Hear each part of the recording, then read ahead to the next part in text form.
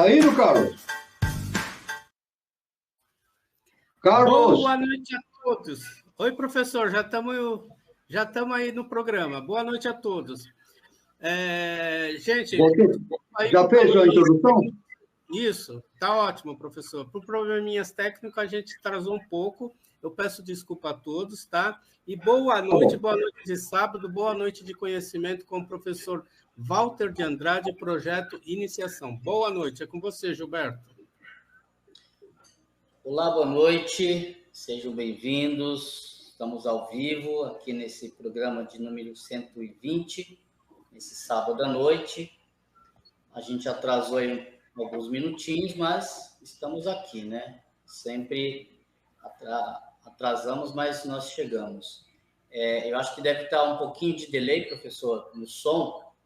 Então, pode ser que a minha fala e a fala do Carlos, parece que ela está tendo um pouquinho de delay em relação à sua fala. Então, já estou avisando aqui.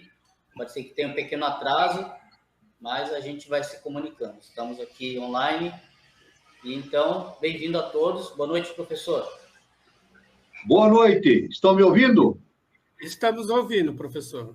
Então, boa noite a todos, irmão Carlos Nascimento, Gilberto Catira, a todos aqueles que estão nos acompanhando no programa. Tivemos aqui um problema técnico, né? E eu fui obrigado a fazer, estou sendo obrigado a fazer a transmissão pelo celular, né? Pelo computador não foi possível. Mas vamos resolver isso com o tempo. Muito bem. Estamos aqui, evidentemente, para nos reunindo novamente para desenvolver esse programa denominado Projeto Iniciação. Esse encontro é destinado a dar a base filosófica e iniciática para aqueles que pretendem seguir o caminho da iniciação. A base é sempre a doutrina secreta de Helena Blavatsky, né, fundadora da Sociedade Brasileira de Biose, e também os ensinamentos do nosso querido professor professor Henrique de Souza, fundador da Sociedade Brasileira de Eubiose. Então, o objetivo é a síntese do conhecimento a fim de propiciar aos pretendentes ao caminho da iniciação informações e valores importantes para essa finalidade. Outra finalidade do encontro é propiciar a reflexão a respeito do momento evolutivo que a humanidade está vivenciando neste início do século XXI e início da Era de Aquário. Então, todo o nosso projeto, e o projeto de cada ser humano, é justamente desenvolver o seu projeto de iniciação. Agora, para desenvolver o projeto de iniciação, é necessário que a pessoa se filie a uma escola iniciática, que siga exatamente os padrões e as diretrizes da ciência iniciática das idades. A pessoa pode escolher a escola que quiser, mas nós indicamos que ela venha para a Sociedade Brasileira de Eubiose. Rapidamente, como é que ela pode fazer para fazer isso?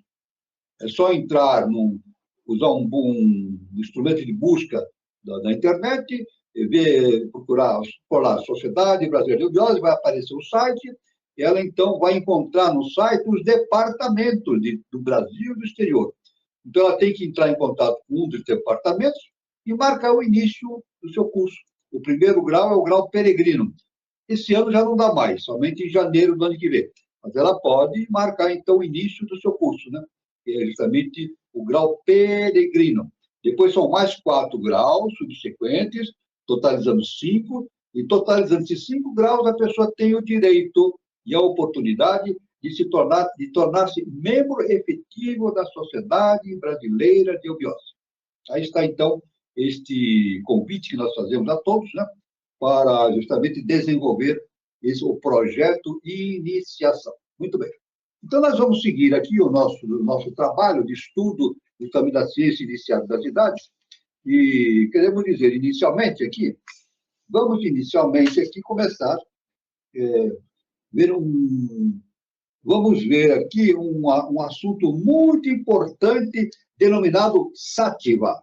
Olha, Sattva. Vem do sânscrito, né? Esse nome vem do sânscrito. Significa inteligência, entendimento, repouso no conhecimento divino. Isso. Geralmente segue a palavra bodhi, ou bodhi, escreve-se B-O-D-H-Y, quando empregado em palavra composta, isso é, Bodhisattva. Sattva tem numerosas acepções: ser, existência, realidade, substância, coisa, objeto, estabilidade, equilíbrio, placidez, bondade, pureza. Veja quantos sentidos tem a palavra Sattva, né? Verdade, energia, força, poder, potência vital, luz, poder iluminador, natureza e assim por diante, né? Às vezes equivale a Antakarana, a palavra Antakarana. Em outros casos, é interpretado no sentido do conhecimento puro. Sattva é, como escreve alguns, como escrevem todos, é a primeira das 3 qualidades, gunas, da Prakriti, a qualidade da bondade, da pureza, da harmonia, da luz, etc. É o que causa todo conhecimento e iluminação. Então está a denominação do Sattva. É um estudo muito vasto, nós estamos dando aqui apenas uma introdução a esse estudo para estimular a todos que queiram se aprofundar no conhecimento, veio justamente esse termo Sattva, vindo do sânscrito, né? Muito bem. Agora vamos ver aqui, em seguida, um outro termo, né? Um outro assunto tratado por Helena Blavatsky no seu ensinamento, que é justamente chamado segunda morte. Assim ela define, segunda morte. Para compreender de modo devido esta importantíssima e pavorosa questão, sobre a qual foram emitidas tantas opiniões, é preciso primeiro alguns pontos capitais. É sabido que humanas é dual. Sua porção superior eleva-se ao Buddhi, enquanto que a inferior gravita para baixo, em direção aos princípios inferiores e mais materiais. Então, é humanas, né? Humanas superior e humanas superior e inferior. O humana superior está inserido na tríade superior, é isso? Que define justamente a espiritualidade do ser humano, né? E humanas inferior está no quaternário, que é justamente o quaternário inferior, que determina a existência corporal, inicialmente na fase animal e depois como um ponto de base para o início da espiritualidade, né? Muito bem. Estas duas porções, né, justamente o mental superior e o mental inferior, acham-se unidas por Antakarana, que é uma linha imaginária ao ponto de comunicação entre o humanas inferior e o superior. Ou seja, entre o ego humano e o ego divino, que são dois durante a vida humana, mas convertem-se num só, no Devachan ou no Nirvana. Através dessa ponte, transmite-se ao ego superior as emanações mais nobres e espirituais da alma humana.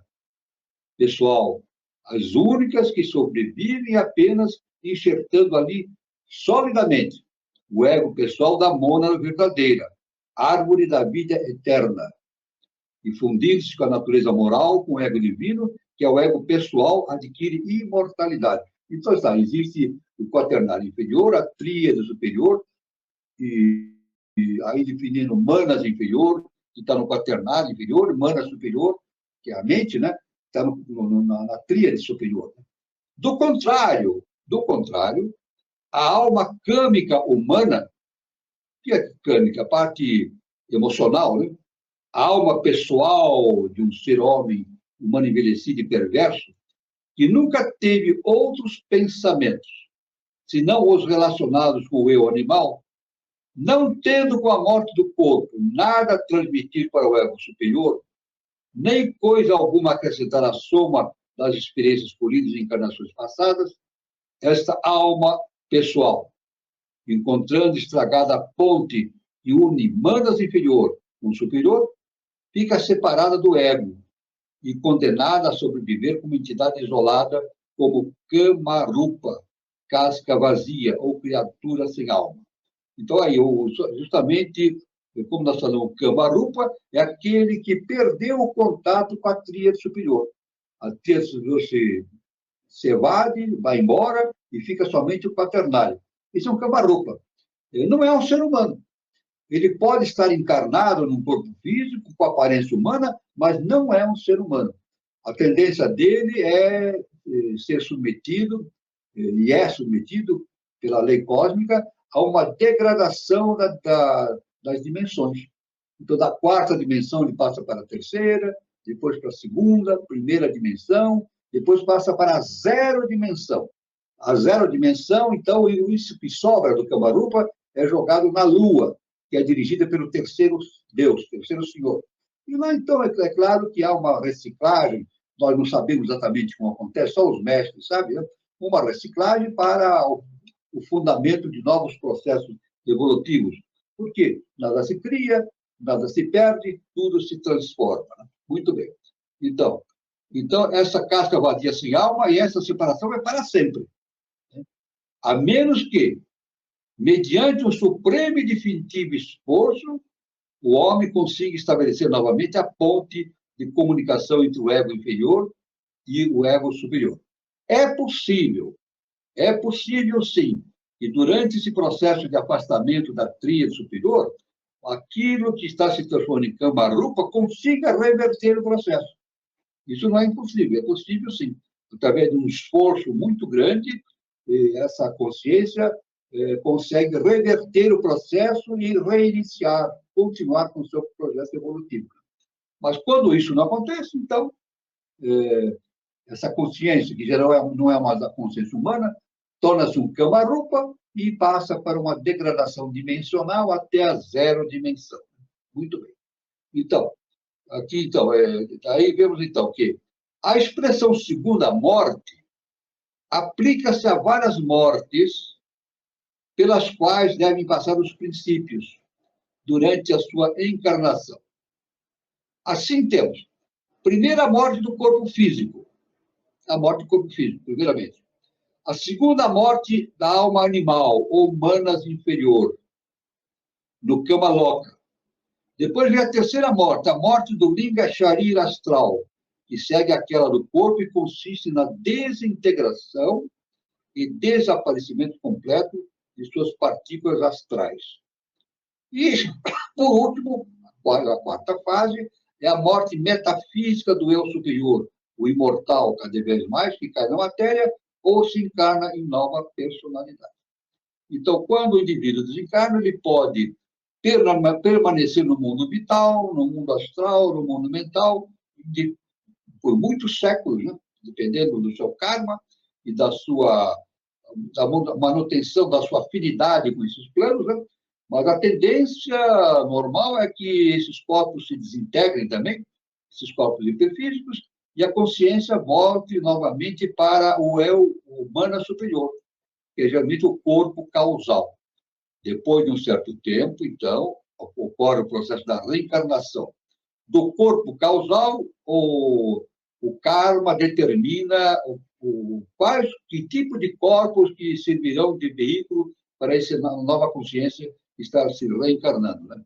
Então, esse é o processo normal. Né? Muito bem.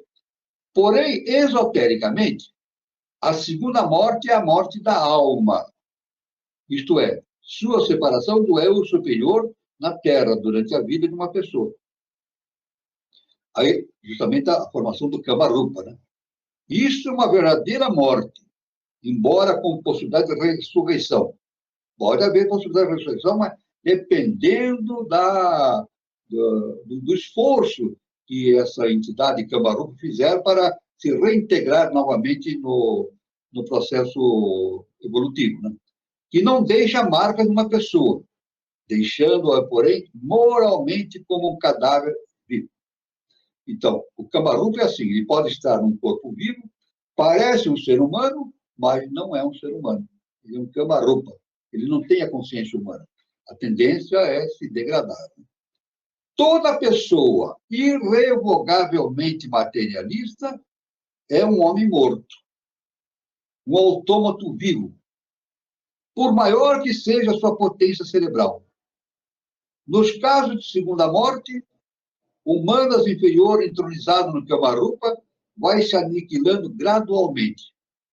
Porém, esta aniquilação não significa simplesmente descontinuidade da vida humana na Terra. porque a Terra é o Avite, e o pior Avite possível, expelido para sempre da consciência da individualidade, o ego que se reencarna, os átomos físicos e as vibrações psíquicas da então separada personalidade reencarnam-se imediatamente na própria Terra, em uma criatura inferior ou ainda mais abjeta, em um ser que de humano só tem a forma, condenado a tormentos kármicos durante toda a sua nova vida, sofrendo uma série de reencarnações imediatas, cada vez piores no plano animal, se persistir em sua carreira de crime e perversidade. Alguns desses seres degradados, aqueles que já nasceram sem alma, chegam a converter-se em poderosos vampiros, ainda que invisíveis. Então, o Kamarupa, na verdade, quando surge o Kamarupa, ele, como ele perde aquela condução evolutiva, da sequência evolutiva, ele precisa de energia para manter-se. Então, ele torna-se um vampiro. É claro que o vampiro que a gente conhece dos filmes, né, que suga sangue, isso não existe. Isso não existe. Vampiro que suga sangue, isso aí é tudo invenção da cabeça humana, dos filmes, etc. Isso não existe. Existe o vampiro do Kamarupa. Então, com o aparecimento do Kamarupa, esse Kamarupa precisa de energia para manter a sua integridade, apesar de que ele começa a perder dimensões. Mas ele tenta sobreviver. Então, ele torna-se um vampiro. Então, ele começa a vampirizar pessoas, tirar energia das pessoas. Depois, quando ele não consegue mais isso, ele consegue tirar energia dos animais. Perdendo essa possibilidade, ele começa a vampirizar os vegetais, depois os minerais, e finalmente vai para a zero dimensão. Esse caminho de caída do Kamarupa em direção à zero dimensão é chamado pelo professor Henrique de Souza como o cone sombrio da Lua, e corresponde ao inferno de Dante. É o inferno de Dante, justamente. Dante, na sua Divina Comédia, ele descreveu esse cone sombrio da Lua e foi denominado o inferno, né? Inferno. E denominou-se na sua obra como o inferno de Dante. Então, aí está. É claro que no Evangelho nós temos uma citação, podemos ter uma citação sobre Jesus o Cristo, passando por um determinado momento, ele encontrou uma pessoa se agitando na terra, no chão, de maneira caótica, né? Então, as pessoas diziam que ele estava possuído pelo demônio. Jesus o Cristo, então, impôs a mão e tirou aqueles seres que estavam vampirizando esse ser humano. E no Evangelho é dito que esses seres se denominaram de legião. Legião. No próprio Evangelho diz que aqueles seres que foram retirados daquele ser sofredor, aquele ser humano sofredor, pela imposição de mãos de Jesus Cristo, aqueles seres, Kamarupas, que chamavam de legião, eles se incorporaram numa vara de porcos, quer dizer, num conjunto de porcos. E esses porcos, então, ficaram enlouquecidos com aquilo, né? E diz a Bíblia que esses porcos começaram a correr e se jogaram num despenhadeiro abaixo. Então, é uma descrição, justamente, no Evangelho, dessa condição do Kamarupa, que começa a vampirizar as pessoas, e depois, quando ele é submetido a uma exclusão desse processo humano, ele passa a vampirizar animais, como dissemos, né? Depois vegetais, minerais, até chegar no cone sombrio da Lua. Isso é muito importante, essa condição, né? Isso existe muito no mundo, né? O nosso mestre, o professor Henrique de Souza, em suas cartas de revelação, ele nos ensinou que durante essa passagem do segundo para o terceiro milênio, existiriam muitos Kamarupas encarnados em corpos físicos. É isso? A gente sabe, isso aí faz parte do processo de jogo, né? Que nós entendemos, no nosso modo de ver, como o jogo do bem e do mal, né? Então, pelo nosso modo de entender o mal, as forças das sombras e os Kamarupas invadindo as instituições, degenerando todos os processos, tentando destruir a família. E é o que nós estamos passando no mundo, isso.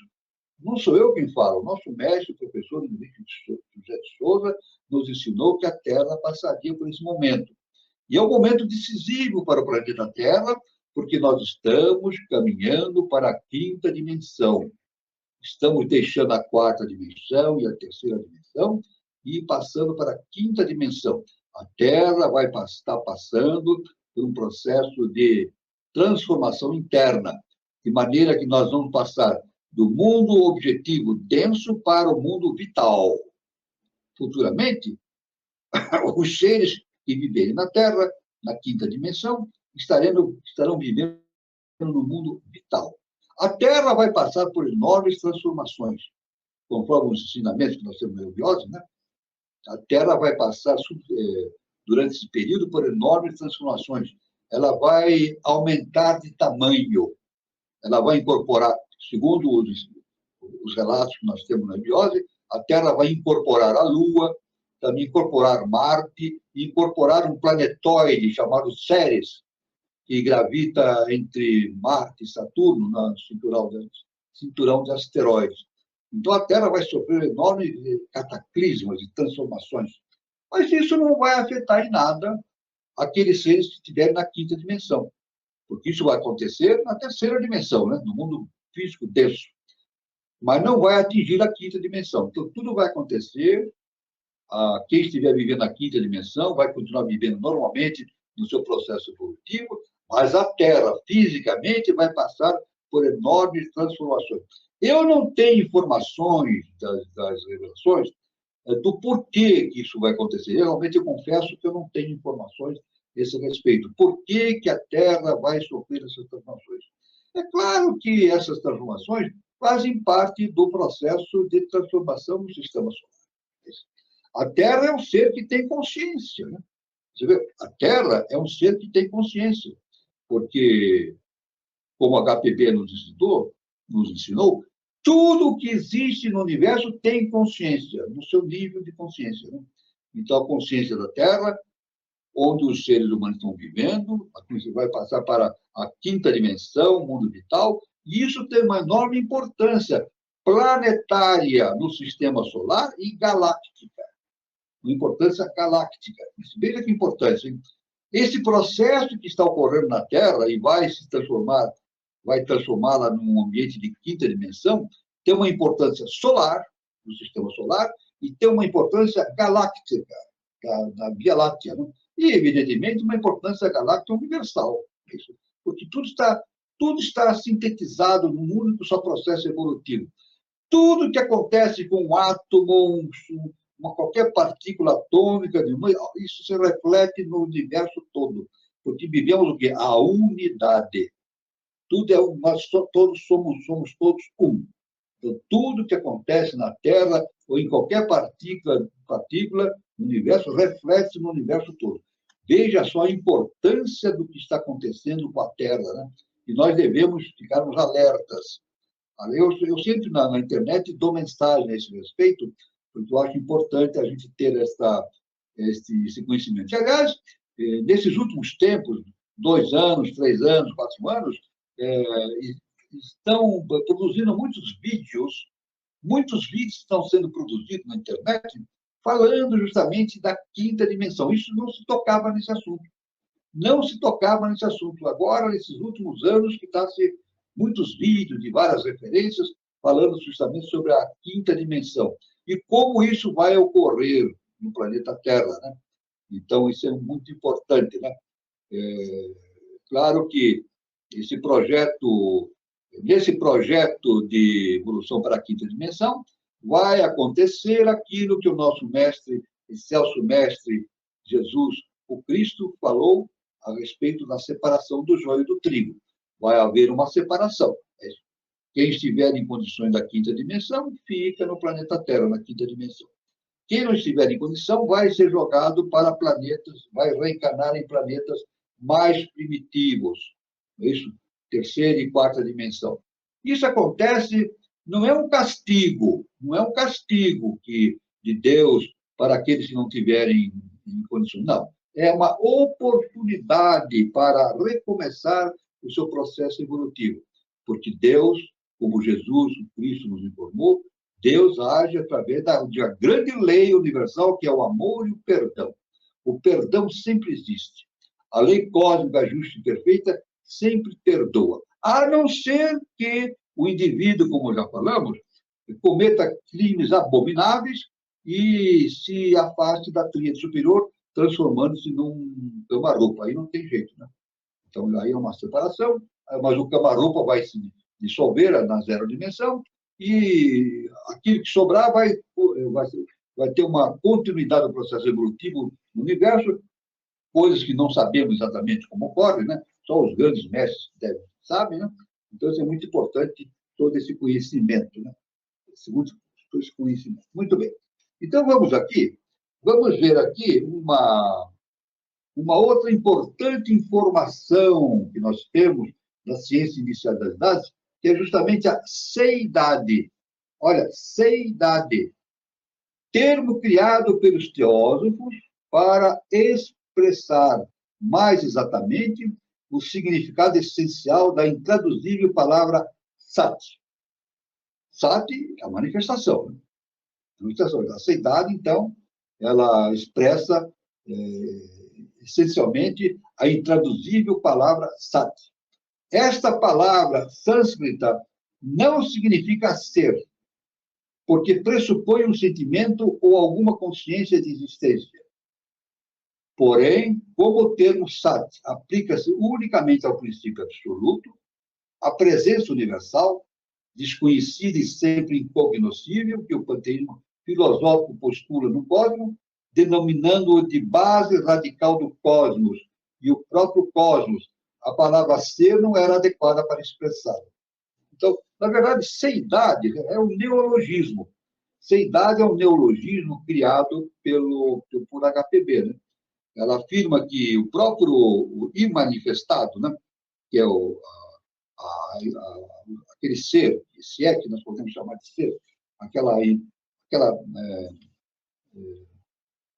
natureza, né, do universo intrínseca, né, ele é o ser e não ser ao mesmo tempo. É muito difícil entender isso, né?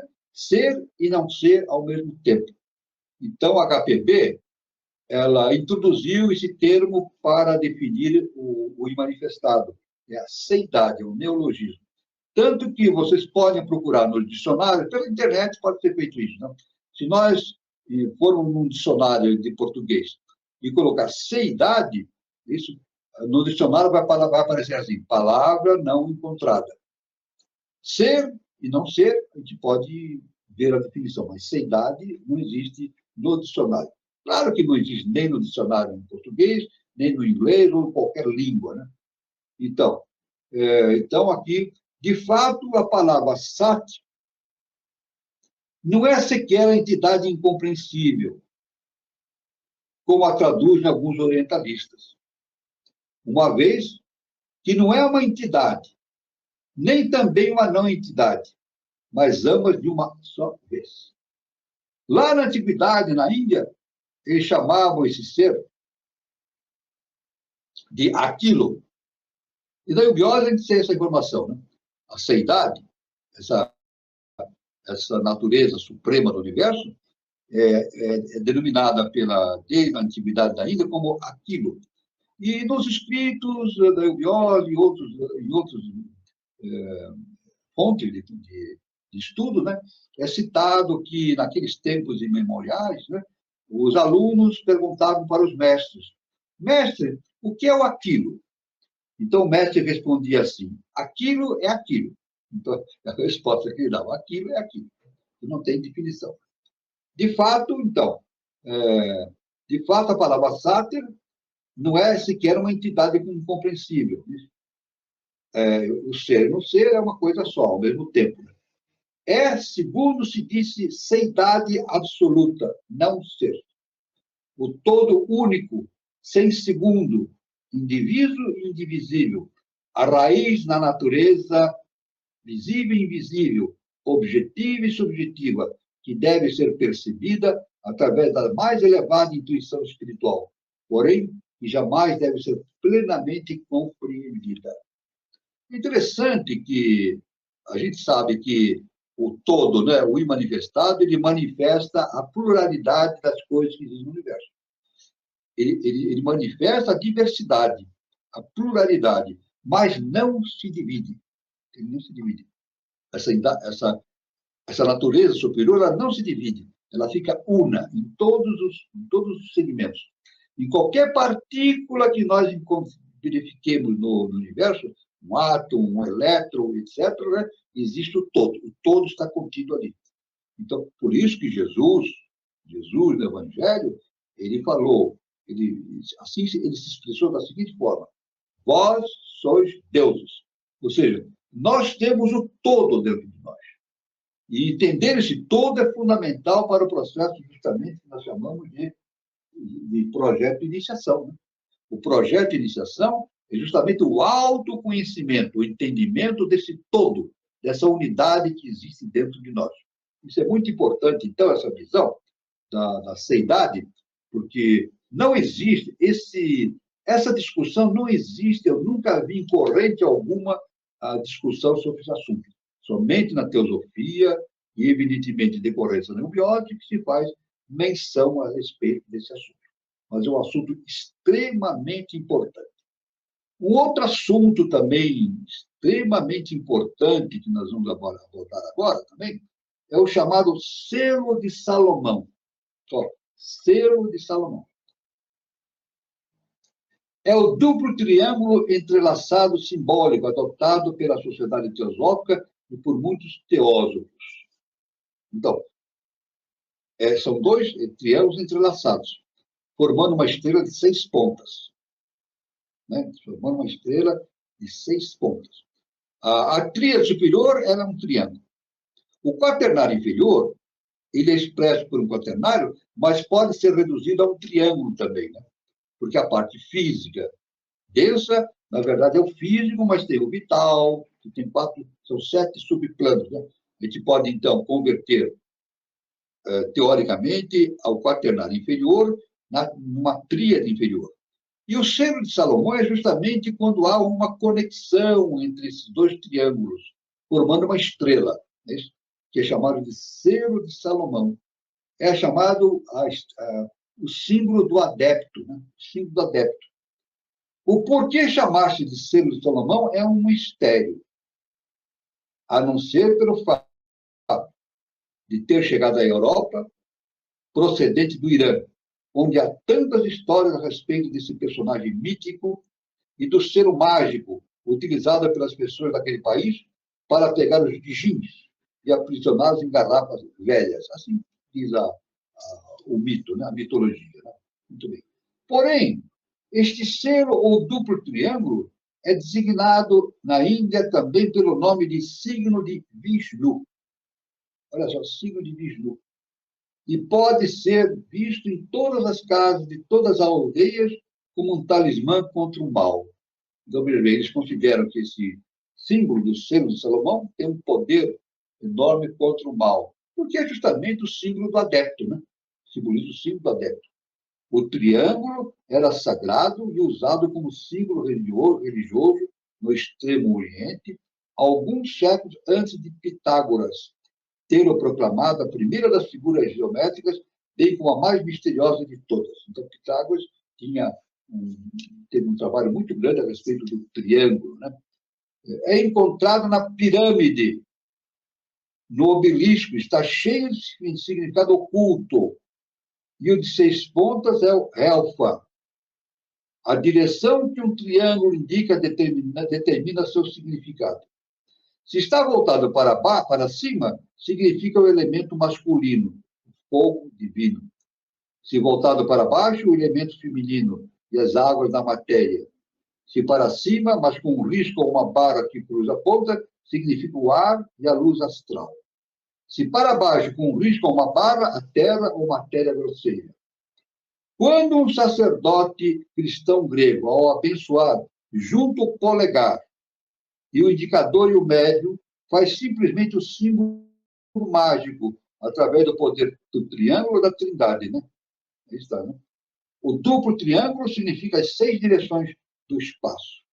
A união e a fusão do espírito puro com a matéria, do Arupa com o Rupa, dos quais os triângulos e os Etriarantara dos Brahmanes são um símbolo. Então, veja bem a importância dessa questão do selo de Salomão. Então, quando o indivíduo atinge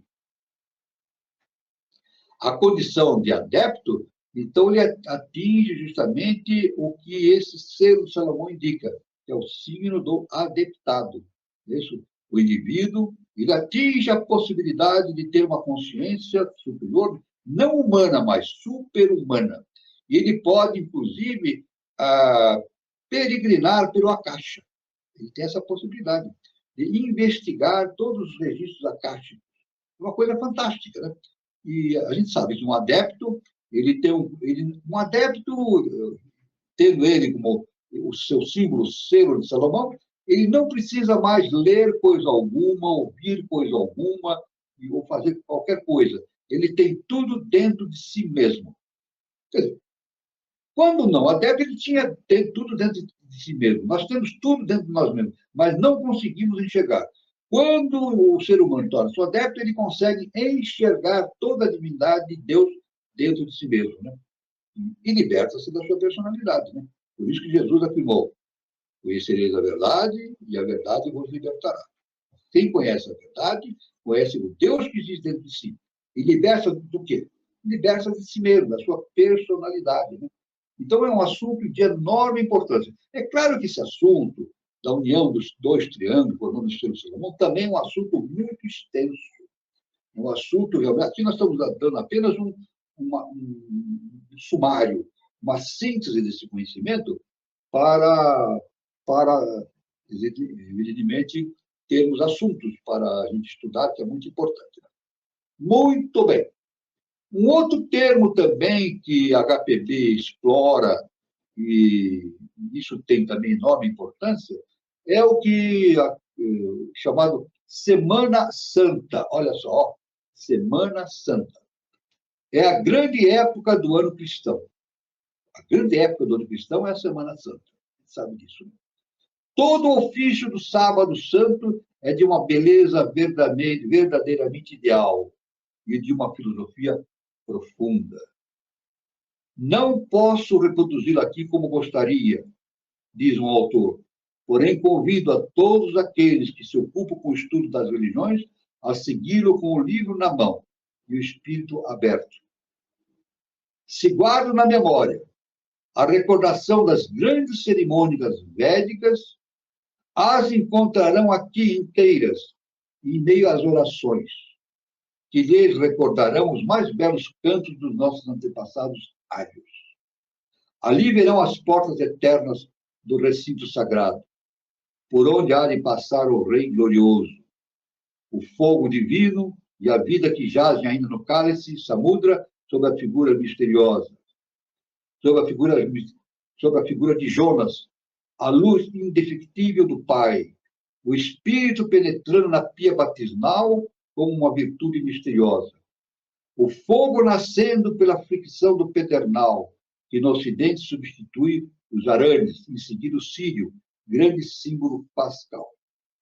Nos tempos antigos da Igreja, a cerimônia do fogo e do círio era efetuada no domingo, ao amanhecer, uma vez que no dia do equinócio, o sol desponta às 6 horas.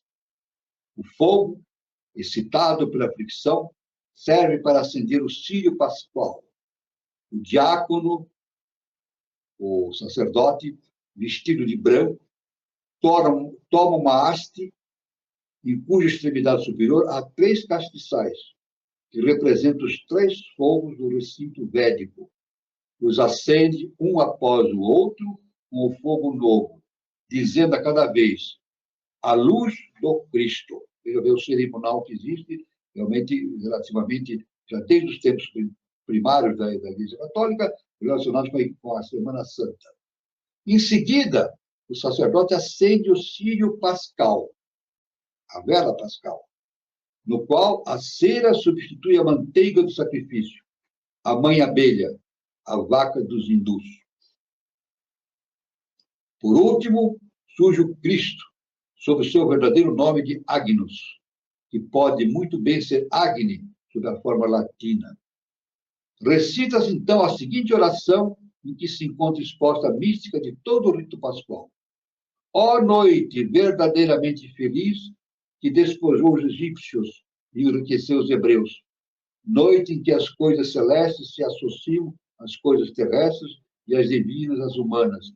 Rogamos-te, Senhor, que este sírio consagrado em honra do teu nome permaneça indefectível, pleno, sempre pleno, para destruir as trevas desta noite e que, recebido em aroma de suavidade, se misture com os luminares do alto, as luzes do alto. Que o astro que seja pela manhã, o sol, né, traz a luz, encontre suas chamas. Este astro, digo, que não se põe nunca, que retornou das regiões inferiores, luziu sereno sob a linguagem humana. Então, a gente vê que a Semana Santa tem também uma base na ritualística da antiguidade, né? É como se disse, nada existe de novo no planeta Terra, né? Nas cerimônias, nos rituais, sempre tem uma fonte comum. A fonte comum que nós temos a fonte comum é justamente os arquétipos, os ensinamentos, os padrões universais que são trazidos por nós através dos mestres, né? Para nós, os seres de hierarquia. Então, isso é muito importante esse entendimento. Não existe uma diferenciação, existe uma harmonização entre todas as civilizações, nos seus estados de entendimento, na sua ritualística, vendo que tudo provém de um conhecimento único. Tudo provém de um conhecimento único. O nosso conhecimento daqui da Terra provém do ser humano, provém da Índia e do Egito. E tudo que tem na Índia provém de Atlântida. Tudo que tinha no Egito foi provindo de Atlântida também. Então, por isso que o nosso mestre afirmava e afirma, né, que o Egito é o pai da humanidade e a Índia é a mãe da humanidade. Porque através da Índia e do Egito, aqueles conhecimentos da Atlântida se projetaram no Ocidente e vieram enriquecer, vieram nortear o nosso processo evolutivo nos dias atuais. Então, isso é muito importante, então, essa visão sintética que se tem da evolução humana através desse processo da unidade. Né? Então, agora vamos ver um outro termo aqui, chamado sendeiro. Sendeiro. Né? Sendeiro. Vamos ver aqui o que é sendeiro. Lemos na voz do silêncio: não podes percorrer o sendeiro antes que tu tenhas se convertido no próprio sendeiro. Sendeiro significa caminho, né? Na verdade, sendeiro significa caminho. Um momentinho só, vamos ver aqui, eu tenho mais alguma informação aqui, por favor. Sendeiro. Sendeiro ou vereda, né? Na verdade, sendeiro, se nós procurarmos no dicionário a palavra sendeiro, nós vamos ver que essa palavra tem inúmeros significados, muitos significados. Mas o significado fundamental relacionado com a ciência iniciada das idades é o caminho estreito. É claro que o caminho da iniciação é o caminho estreito, né? Por isso que a gente fala o sendeiro da iniciação. É o caminho estreito, não o caminho largo. É o caminho do meio, né? É o caminho do meio. Então, do Buda, né? O Buda citava isso, o caminho do meio, nem para lá, nem para cá. É o equilíbrio das coisas. E isso nos indica também aquilo que o nosso mestre nos ensinou através, numa das últimas manifestações, antes de partir para os mundos superiores, né? Ele nos disse que o principal ato do ser humano é entender o significado da polaridade. Então, ele nos diz que quem entende a polaridade entende tudo. Então, o sendeiro é o caminho do meio. Isso, nem para lá, nem para cá. É o caminho estreito. Estreito. Então, este sendeiro, diz o comentário, é mencionado em todos os tratados místicos. Todos os tratados místicos falam a respeito do sendeiro. Como declara Krishna num determinado documento, quando se percebe esse sendeiro, Parta já alguém para as magnificências do Oriente em direção às câmaras do Ocidente, sem se mover. O viajante está a caminho.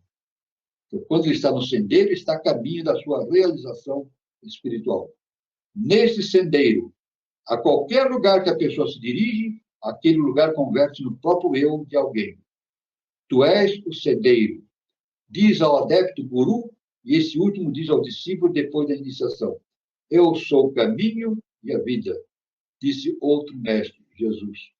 Esse enigma, explicando-se, tem-se em conta que a palavra sendeiro alude aos graus de progresso interior individual no curso do discipulado, ao desenvolvimento progressivo do indivíduo na via ascendente da espiritualidade. Os graus ou etapas dessa evolução estão divididos em 2 grupos, constituindo o primeiro sendeiro probatório e o do segundo sendeiro propriamente dito, ou sendeiro do discipulado, que nós descreveremos mais importante. Não falaremos disso hoje, porque o assunto é, vamos parando por aqui no sendeiro, né? Mas no sendeiro, no próximo encontro, nós vamos falar sobre o sendeiro do discipulado, o sendeiro patente da liberação, sendeiro probatório, sendeiro secreto, sendeiro da perfeição. É um assunto de enorme vulto, né? De enorme vulto. Muito bem. Mas, com esse termo sendeiro, nós vamos encerrando essa parte da apresentação e vamos falar um pouquinho mais agora, antes de encerrarmos, a respeito do simbolismo arcaico das religiões do mundo. Simbolismo arcaico das religiões do mundo. Vamos ver onde é que nós paramos e vamos aqui começar. O simbolismo arcaico das religiões do mundo. Nós vamos ver aqui, imediatamente, esse termo, o que se processa imediatamente é os deuses da luz procedem dos deuses das trevas. Assim está a doutrina secreta da HPB. Né? Ficou estabelecido que o Cristo, o Logos, ou Deus no espaço e o Salvador da Terra, é só um dos ecos dessa mesma sabedoria antediluviana. Sua história principia com a descida dos deuses sobre a Terra, encarnando-se na humanidade. Uma vez tocando esse planeta de matéria densa, as níveas asas dos anjos, ainda os mais elevados, não podem continuar sendo imaculados nem perfeitos, porque cada um dos anjos é a queda de um Deus na geração. Então, nós podemos ver a questão da queda dos anjos, que nós abordamos de uma maneira bastante interessante na nossa exposição do programa 119, que foi anterior, levado a efeito no dia 17 de agosto passado. Né? Os Vedas serão sempre o espelho da sabedoria eterna. Durante 16 séculos, as máscaras postas sobre as faces dos deuses antigos ocultaram-nos a curiosidade pública. Entretanto, essas metáforas conduziram a humanidade ocidental por caminhos que a mergulharam em sangue até os joelhos. O pior de tudo é que acabaram acreditando no dogma do espírito maligno, distinto do espírito da bondade, no inferno e na condenação eterna, estendendo-se assim um véu espesso sobre as intuições superiores do homem e das verdades divinas. Aí está. O que quer dizer isso? Justamente a polaridade. Né? A polaridade realmente mascara. A forma como nós entendemos a polaridade mascara a realidade das coisas. Né? Na verdade, não existe o bem e o mal em si. Isso, na verdade, são condições polares que tendem a se harmonizar com o tempo. Né? Então, nós já falamos a esse respeito. Né? Então, por isso o nosso mestre diz que entender a polaridade é entender tudo. Né? A filosofia dessa lei da natureza que implanta no homem, assim como em todos os animais, um desejo instintivo, inerente e apaixonado de liberdade e direção própria, pertence à psicologia. É melhor ser homem, coroa da produção terrestre e rei sobre o seu opus operantum, do que estar confundido no céu com as hostes espirituais sem vontade. Então, é necessário. O que se desenvolve no homem, então, através da tríade superior, isso é justamente o livre-arbítrio.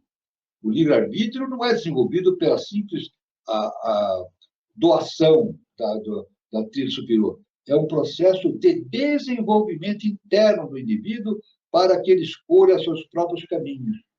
E escolhendo os próprios caminhos, ele está desenvolvendo justamente o karma, que também não é uma lei punitiva, mas é uma lei que determina o processo de regeneração e reintegração do ser humano na consciência cósmica universal. Em todas as cosmogonias antigas, a luz vem da obscuridade. No Egito, como em todas as outras nações, a obscuridade foi o princípio de todas as coisas. Obscuridade, na verdade, é o equilíbrio de luz e sombra. Na verdade, não é obscuridade como nós entendemos. Obscuridade, que é a origem de tudo, é o equilíbrio de luz e sombra. Por isso, na Bíblia está escrito em Gênesis, inicialmente Deus disse assim: faça-se a luz. Na verdade, em profundidade, essa determinação desse Deus bíblico é a separação entre a luz e as sombras. A sombra foi colocada de um lado, a luz do outro, e originou-se o nosso universo manifestado. É isso? Maiávico, né? Em que nós nos encontramos mergulhados, que é justamente nessa noção que nós temos ambígua da luz, do bem e do mal. Né? Em todas as cosmogonias antigas, a luz vem da obscuridade. Né? Então, daí o pensamento divino saia com a luz das trevas. É o princípio maior dos caminhos de Deus. Os filhos do celeste império têm uma literatura sobre a rebelião contra ti, de um espírito orgulhoso que dizia que era o mesmo ti, e foram desterrados à terra 7 coros de espíritos celestiais, o que trouxe uma mudança em toda a natureza, o mesmo céu inclinando-se e unindo-se à terra. Uma noite as estrelas deixaram de brilhar na obscuridade e abandonaram, caindo como chuva na terra, onde agora se acham ocultas. Essas estrelas são as mônadas.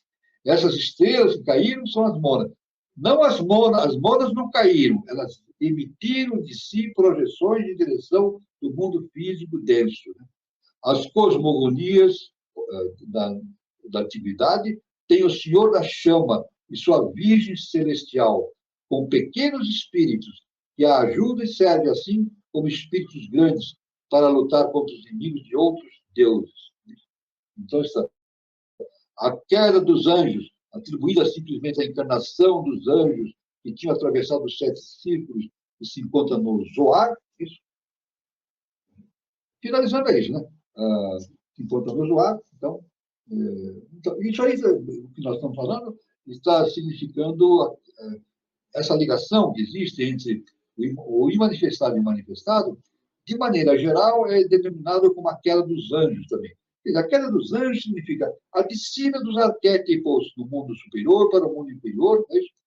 Por isso que, quando a humanidade, quando aquele ser lemuriano obteve a possibilidade de se tornar-se humano, houve a queda dos anjos. Significa a queda vinda dos arquétipos superiores, trazendo a manifestação da tríade superior e originando a humanidade.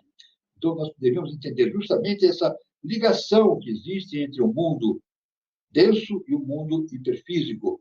E essa ligação que existe entre o manifestado e o imanifestado, que é o maior mistério que a humanidade e todos os seres do nosso universo, que é o Sistema Solar, especificamente, tem que um dia entender o mistério justamente dessa relação entre a unidade, entre o imanifestado e o manifestado.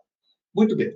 Eu vou encerrando aqui essa exposição e passando a palavra para o nosso irmão Carlos, para que continuar agora com a participação dos nossos amigos, nossos irmãos, né? Fazendo seus comentários, ou fazendo perguntas, ou afirmações a respeito desses assuntos tão magnificentes. Muito bom, professor. O senhor aborda vários assuntos, né? E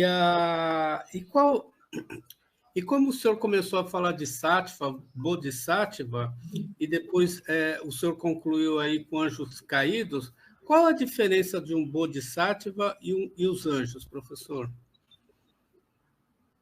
Veja bem,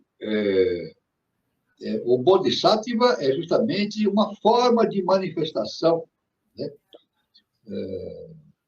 de uma entidade superior, né? O Bodhisattva é a manifestação de uma entidade superior, né? Todas as entidades superiores, quando descem para o plano terrestre, elas vão se constituindo em tulcos. Os tulcos vão descendo, descendo, descendo, numa dimensão cada vez mais adequada para a consciência humana, a fim de que nós possamos entender esses conhecimentos superiores. Porque se os seres superiores trouxessem o conhecimento na íntegra, seria impossível a gente entender. Isso, tanto que os mestres, eles ensinam aplicando uma metodologia bastante simples. Jesus ensinava através de parábolas, porque é impossível ele explicar diretamente as coisas através de uma linguagem iniciática. Então, ele usava parábolas, né? Então, esses seres todos, né, inclusive os bodhisattvas, eles vêm de um princípio superior. Vêm de um princípio superior, vem através de processo de tulcos, e para realizar a evolução da humanidade. É claro que a humanidade, para que evolua, ela tem que também cumprir uma função específica, que é tornar-se veículo dessas consciências superiores. Veículo dessas consciências superiores. O nosso processo de iniciação, o projeto de iniciação nosso, é nos tornarmos veículos dessas consciências superiores, e nos tornando cada vez mais próximos da consciência do imanifestado.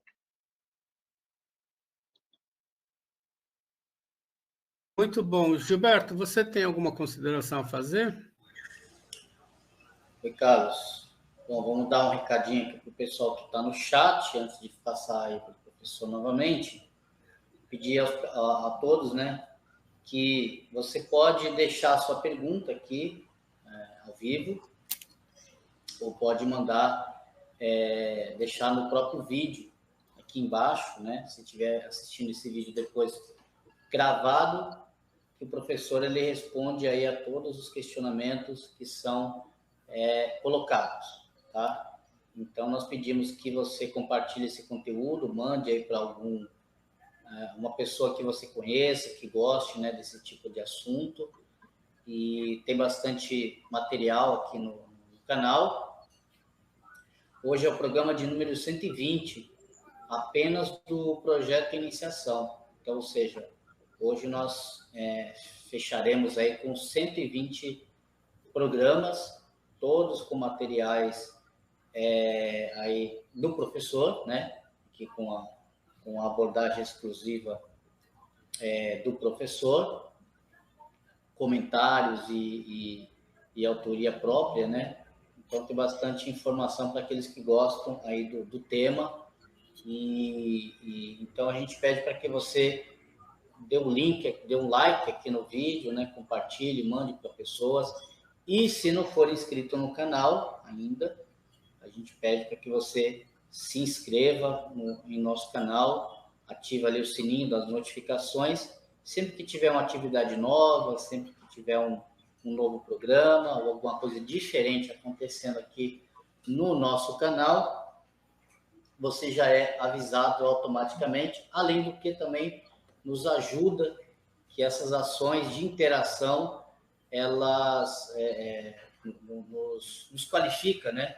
A plataforma ela tem essa metodologia de classificar como relevante aquele conteúdo que tem uma interação um pouco mais com a transmissão. Então, fica aí os nossos pedidos. E eu quero só fazer um comentário, professor. O senhor estava falando do símbolo de Salomão, ou estrela de Salomão, ele tem uma variação de nome, né? E eu achei interessante da cronologia ali que o senhor fez, né? Passando por vários momentos aí da nossa história, né? E é interessante que eu lembrei que esse símbolo tem registro, né? Aí em várias outras, em povos diversos, né? Então existem registros aí na China, né? Inclusive, muitos anos aí antes de Cristo, tem registros aí na Índia, no Império Persa, né? Principalmente. Então, realmente a força desse símbolo ao longo dos tempos é muito grande, né? Exatamente, veja bem, o símbolo não é simplesmente um símbolo do Salomão. É dito um símbolo de Salomão como uma referência a Salomão, que foi um homem considerado de uma sabedoria muito grande, né? Agora, na verdade, esse símbolo de Salomão, que é a integração entre as duas tríades, né? A tríade superior e a tríade inferior, é um processo cósmico, né? É um processo de evolução cósmica. Né? É um símbolo cósmico da evolução do ser humano, principalmente quando nós encaramos a evolução nessa faixa dimensional humana, esse que tem a tríade superior e o quaternário inferior, que pode ser composto, pode ser também expresso como uma tríade inferior. Então, isso aí demonstra justamente esse processo de equilíbrio. Na verdade, o quaternário não deixa de existir. Veja bem, o quaternário do ser humano, que é a parte ligada à parte animal, ela não deixa de existir, mas ela se transforma, ela sofre uma transformação. Por isso que o processo de iniciação é um processo de transformação. Esse processo de quarta dimensão e terceira dimensão, ela é transformada num processo de dimensão superior, que aí nós podemos chamar de sétima dimensão, né? E atingindo a oitava dimensão, que nós consideramos como a mãe divina. Então, quando o indivíduo atinge uma consciência de adepto, ele, teoricamente, ele se converte num selo de Salomão, né? Ele está fazendo equilíbrio entre a tríade superior e a tríade inferior, tornando-se um ser super-humano. E tornando-se um ser super-humano, ele está em ligação direta com a Mãe Divina.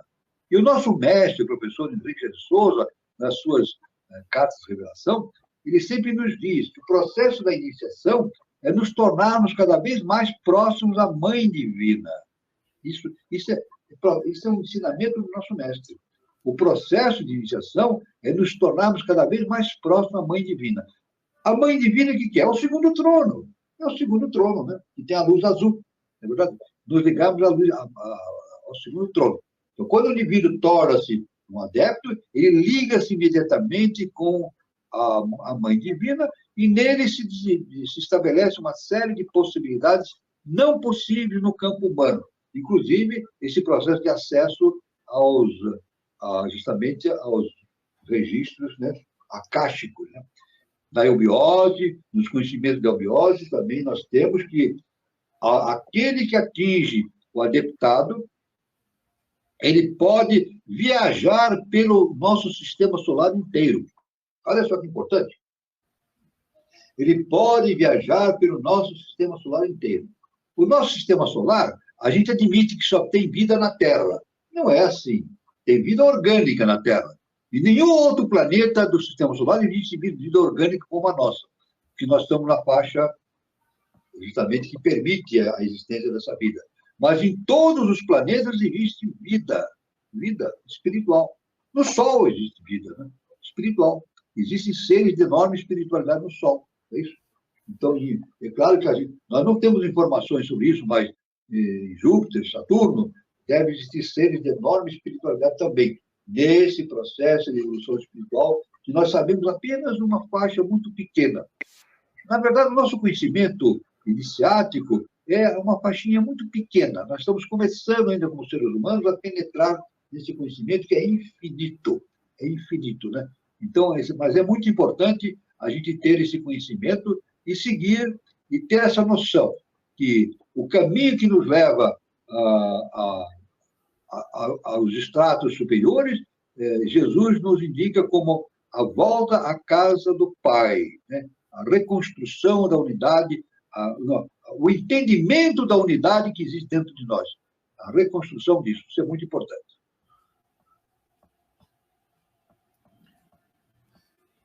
Muito bom, professor. Pode passar para as perguntas já, professor? Hoje eu não estou lendo as perguntas porque pelo celular não dá para ler, não estou conseguindo ler. Tá. Talvez seja possível, mas eu não consigo ver. Tá, então eu vou colocar aqui do Guilherme Guazelli Neto. O olho que tudo vê somente aparece quando rompemos a ponte? Vamos ver o seguinte: o olho que tudo vê. Eu vou entender o que nosso irmão Guazelli falou como o olhar do adepto. Isso. O olhar do adepto vê tudo, dentro do seu nível evolutivo. É claro que o olho que tudo vê é justamente o olhar para dentro de nós mesmos. O que é entender tudo? Essa é uma pergunta que a gente faz. O que é o olhar que vê tudo? Aquele olhar que penetra dentro de si mesmo, que Deus está em nós. Então, quando nós nos iniciamos e nos tornamos adeptos, nos iluminamos, nós enxergamos para dentro de nós mesmos, vemos o Deus que existe dentro de nós e passamos a entender tudo aquilo que nós não entendemos agora no plano terrestre. É claro que não entendemos tudo. Isso é apenas uma fase evolutiva. Mas nos tornamos seres super-humanos. Como seres super-humanos, nós podemos entender muitos fenômenos, né, da existência no plano universal e que nós não conseguimos entender agora no plano objetivo, né, porque estamos sujeitos à personalidade. Então, o olho que tudo vê somente aparece quando rompemos a ponte. Claro, quando rompemos a ponte que nos prende ao mundo objetivo. O que nos prende ao nosso mundo objetivo? A nossa personalidade. A questão é romper essa ponte. Romper essa ponte e superar esse conhecimento. Agora, não é jogar a personalidade e as coisas que existem no quaternário fora. Não, é transformar. É isso. Por isso que Lavoisier falou assim, nada se cria, nada se perde, tudo se transforma. A questão toda é transformar essa natureza interna que nós temos em algo superior. Não é verdade? E fazendo essa harmonização entre o superior e o inferior, tornando-se adepto. Isso é importante, né? O que é tornar-se um adepto? É fazer a harmonização, que é superior com o inferior. Então, as nossas imperfeições, na verdade, elas não são apenas imperfeições, são matéria-prima. É matéria-prima para que matéria-prima grosseira, que nós temos que ir transformando em processos cósmicos superiores.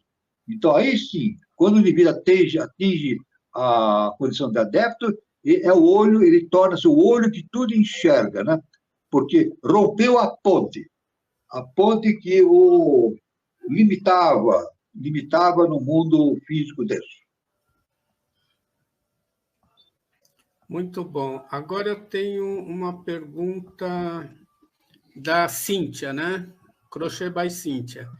Esses Kama-Rupa desencarnados vampirizam as pessoas encarnadas? Resposta: sim. Sim. Eles vampirizam as pessoas encarnadas. Está cheio por aí vagando, né? Agora, a pessoa pode dizer assim, bom, mas se eles vampirizam pessoas encarnadas, como é que eu posso me proteger desses Kama-Rupas? É isso? Expulsando eles, fazendo exorcismos, etc. Não é assim. Fazer exorcismos para expulsar o Kama-Rupa, não. O caminho é elevar o padrão vibratório. Porque com o Kama-Rupa, ele tem um padrão vibratório concernente ao seu nível, né? Está ligado à quarta dimensão, ao quaternário. Né? Agora, no momento em que a consciência humana permanece numa vibração superior, ela fica protegida. Então, para se proteger dos Kama-Rupas, o segredo é manter a sua vibração elevada. E com isso, através do quê? Da prática, boas práticas, da boa manifestação no campo humano, pelo estudo permanente, pelas yogas, pela meditação, pelas orações também, quem tem esse caminho, né?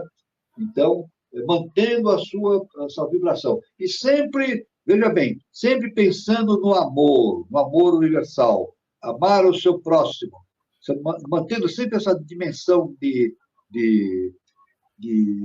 vibração alta. É claro que um indivíduo com alta vibração, o Kama-Rupa nem vê.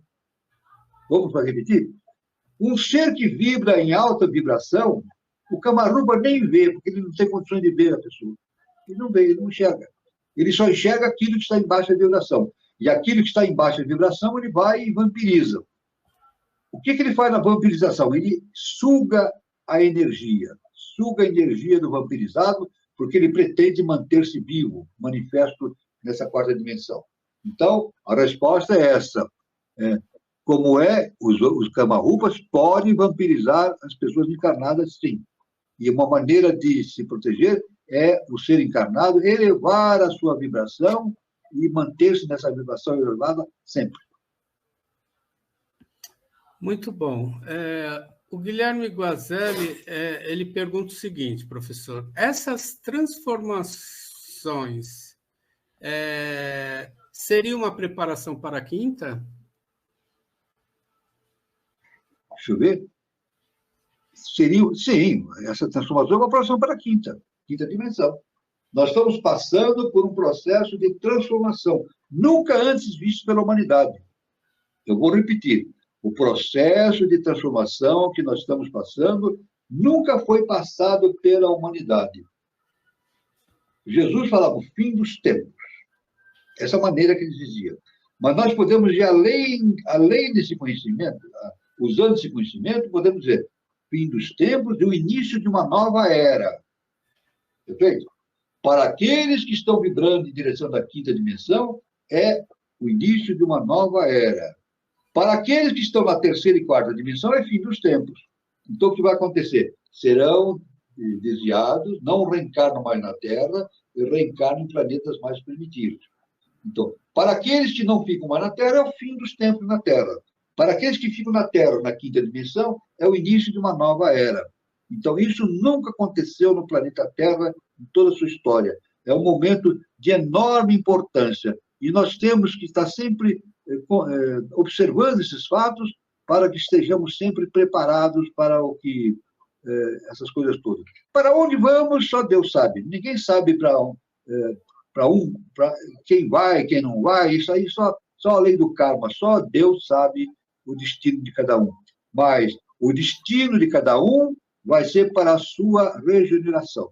Qualquer que seja o destino que Deus determine para um ser, não é uma punição, mas sim um processo de uma nova oportunidade para o encaminhamento do ser novamente para o processo da sua purificação, da sua elevação espiritual.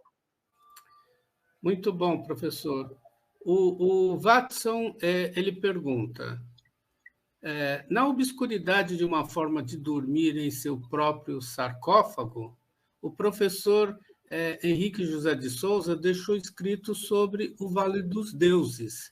O senhor poderia falar sobre isso? Bom, o Vale dos Deuses, isso é um assunto, dependendo... Veja, quando fala Vale dos Deuses, é uma mensagem assim, muito simbólica, né? Vale dos Reis no Egito. O Vale dos Deuses no Egito, né? Agora, devemos dizer o seguinte, que ele fala Vale dos Reis, né? Falou? Ele falou Vale dos Reis no Egito. O Vale dos Reis no Egito. Ali no Vale dos Reis tem muitos sarcófagos, né? Muitas múmias, etc, etc. O que eu posso falar é o seguinte, né? A mumificação não é um processo evolutivo. Vamos dizer o seguinte, a mumificação é um processo involutivo. Né? A mumificação não é uma coisa boa, nunca foi. Mas no Egito se usava isso. Né? E tanto que a gente nunca vê um ser de elevada estirpe espiritual mumificado. Né? Por exemplo, Akhenaton, né? não tem múmia dele, né? Hermès Trismegisto tem múmia dele? Não. Os grandes mestres têm múmias dele? Não tem, porque eles não foram mumificados. Aqueles que foram mumificados eram seres de um padrão humano ainda ligado à quarta e terceira dimensão. Por isso que é o Vale dos Reis, né? É o Vale dos Reis, daqueles que foram sofrer o processo de mumificação. Agora, a mumificação não é um projeto espiritualista, né? É um projeto que os egípcios tinham na cabeça, né, de manutenção da vida, e supondo que aquele que era mumificado poderia voltar à vida novamente em todo o seu esplendor. É claro que ele volta à vida novamente através da reencarnação. Então, a mumificação é um grande maia, né? Um grande engano que determinados egípcios tinham a respeito desse processo da evolução espiritual, né? Então, é isso que eu posso responder. Muito bom, professor. A Eliane Pontes pergunta, professor, posso entender que Sati é aquilo, espírito e matéria, e o Bodhisattva é um representante desse aquilo numa determinada tarefa e com um grau de consciência adequado para executar essa tarefa? Não, veja bem, o Sati não é o aquilo, não. Veja bem, existe uma parte superior e uma parte superior, né? Na eubiose a gente fala assim, Om Tat Sat. Isso faz parte da ritualística eubiose. Om Tat Sat. O Om é o verbo divino, né? O Aum, né? O Tat justamente é representado pelo eterno, né? E o Sat representa pela manifestação na face da Terra daquilo que está no plano superior, né? Tanto que aí se origem a palavra Satã, Satanás, de uma forma errada, né? Satã, Satanás, o diabo, o demônio, né? Isso não é verdade, essa coisa toda, né? Então, deixa eu ver a pergunta assim, o Sati é aquilo, né? O Bodhisattva é um representante deste aquilo que, numa determinada tarefa e com um grau de consciência adequado para executar. Então, Bodhisattva é exatamente um ser com uma consciência específica destinada a executar essas tarefas de determinação desse projeto evolutivo, né? Existem vários níveis de Bodhisattva, né?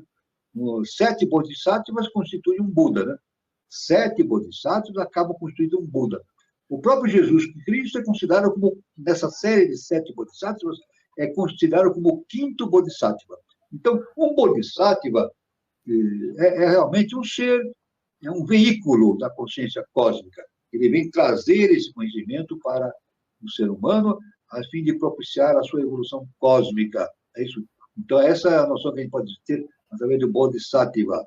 Mas ainda são seres ainda ligados à Maya. Tudo que está abaixo do imanifestado é Maya, é ilusão. Tudo que existe de manifestado no universo é ilusão, é Maya. A única realidade absoluta é justamente o imanifestado, é justamente o aquilo. E nós não sabemos o que é aquilo. Aquilo é aquilo. Ninguém sabe o que é. Quem sabe?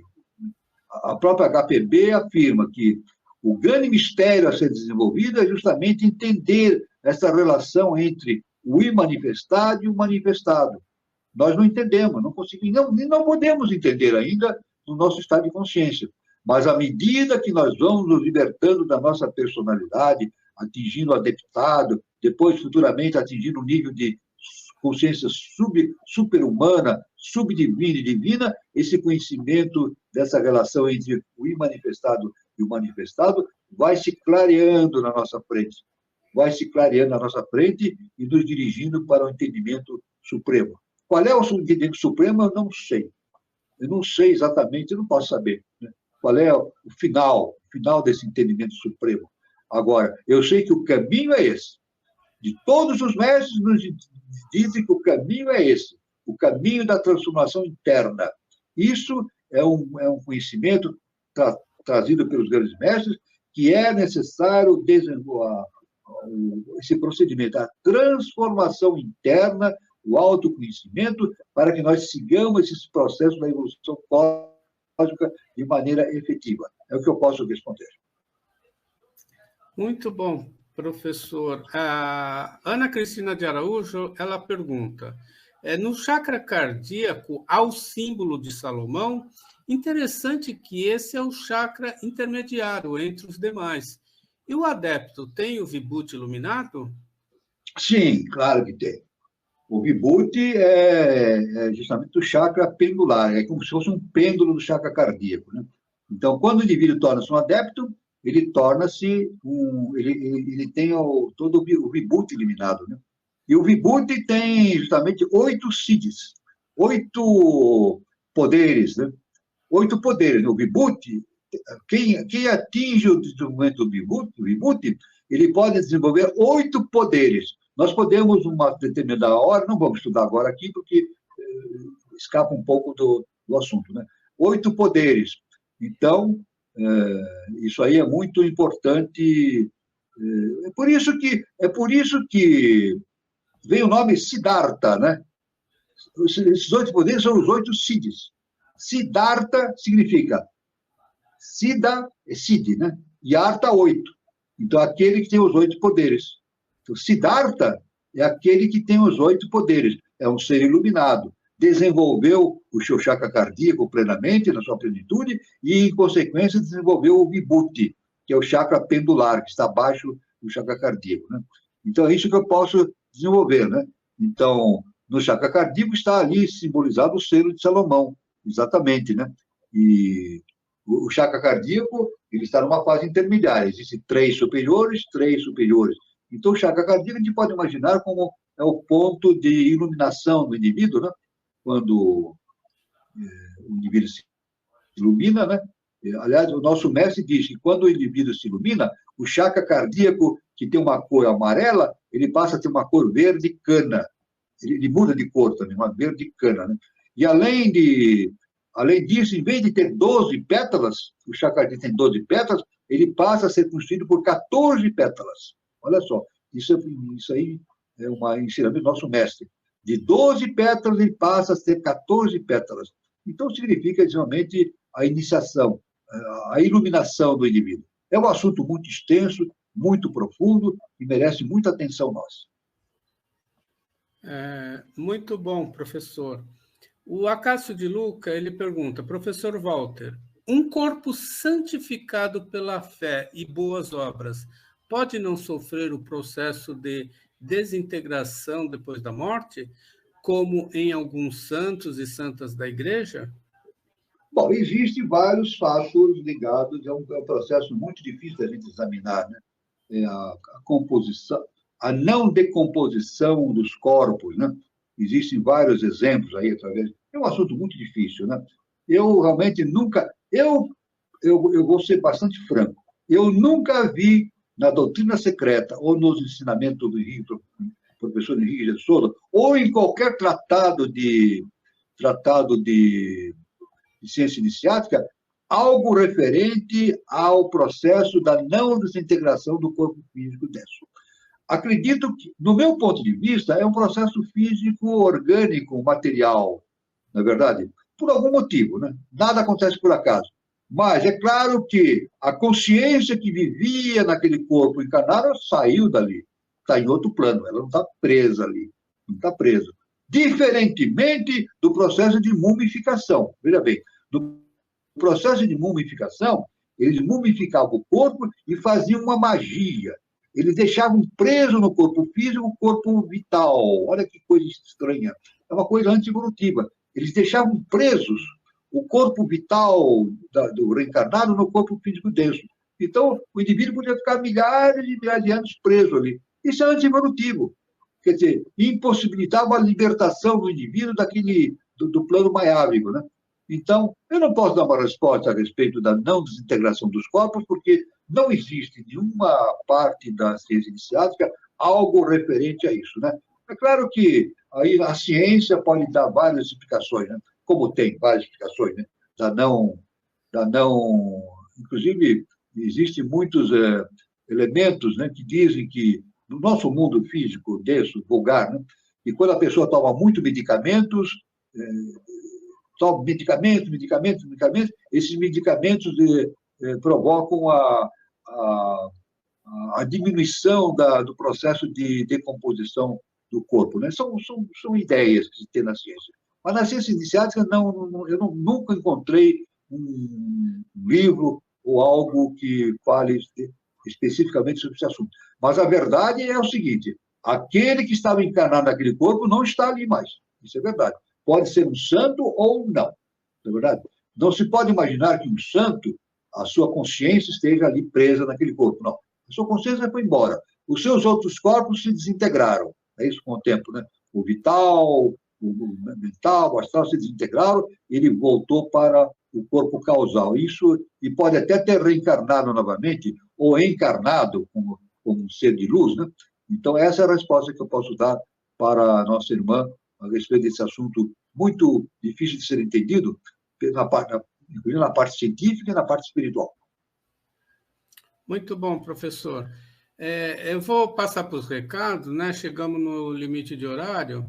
Eu queria falar sobre a nossa próxima roda de conversa. Então, toda terça-feira aqui no canal Conexão 3005, nós temos a nossa roda de conversa no mesmo horário, às 20h40.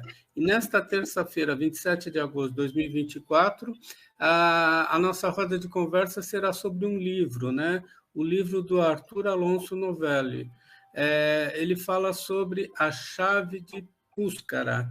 O Arthur Alonso Novelli, ele é um escritor, pesquisador, ele mora na Espanha, Galícia, Espanha, e ele vai abordar o seguinte: ele vai falar sobre o livro, que aborda sobre a chave, que é um artefato que contém a sabedoria iniciática das idades e está ligada à busca do Eldorado e do translado do Oriente ao Ocidente. A leitura do livro conduzirá a uma viagem em caminhos herméticos, sagrados e místicos. Aqui está a capa do livro, é de autoria dele mesmo, Arthur Alonso, A Chave de Puskara, e a mediação será feita pelo Daniela Troncoso e Eduardo Nunes. Prestigie, é terça-feira agora, dia 27 de agosto de 2024, no mesmo horário, às 20 horas. Eu queria também falar sobre o Espaço Shakti Nova Era. O Espaço Shakti Nova Era é um centro de terapias holística e tem sua matriz lá na cidade de São Lourenço, sul de Minas Gerais. O endereço está aí, Praça Helena Jefferson de Souza, 38, anexo 1. E quem estiver passando por São Lourenço, faça uma visita. E aí tem, para mais informações, tem o telefone e o WhatsApp, o prefixo de São Lourenço é 35 997566874. E aí o endereço no Instagram, @Shakti Nova Era. Lembrando que tem filial em Brasília, no Departamento da Eubiose de Brasília, e 2 endereços em São Paulo, no Departamento de Santana e Departamento do Sumaré. Bom, os recados são esses. Não tem assim, acho que a gente respondeu todas as perguntas, professor. Então, eu queria parabenizar mais uma vez o senhor pela iniciativa, pelo programa, pelo conhecimento que a gente adquiriu, e também agradecer toda a audiência, o pessoal que prestigiou, que assistiu, tá?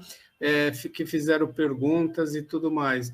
Eu quero desejar a todos um bom final de sábado, até terça-feira na nossa roda de conversa e até sábado no nosso próximo encontro. Bom domingo a todos e fiquem com Deus. É com você, Gilberto.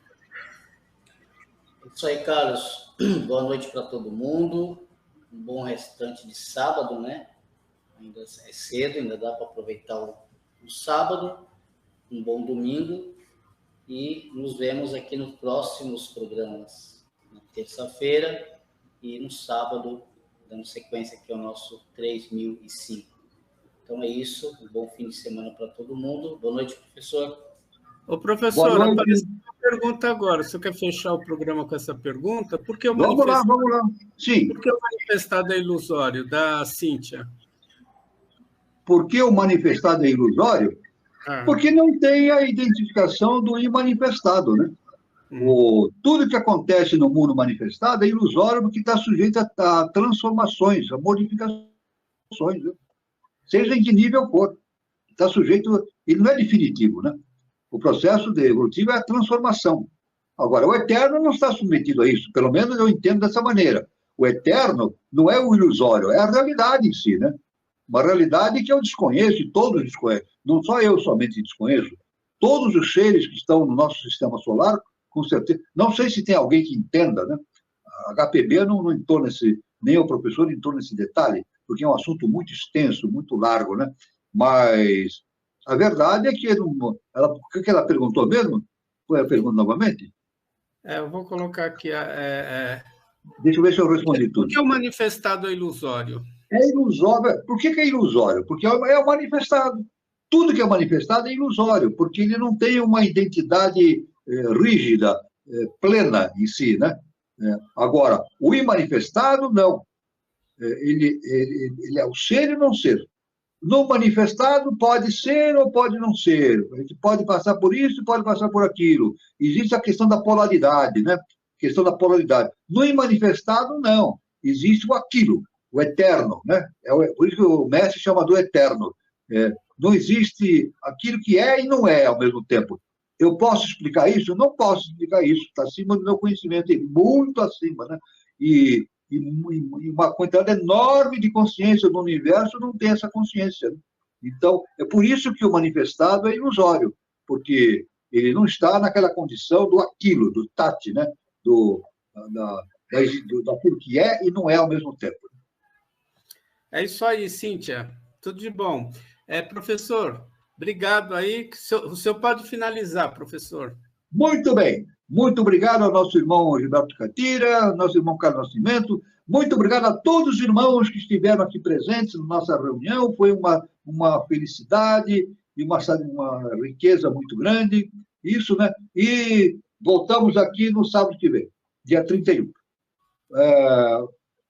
Luz, paz e amor para todos e fiquem todos com Deus.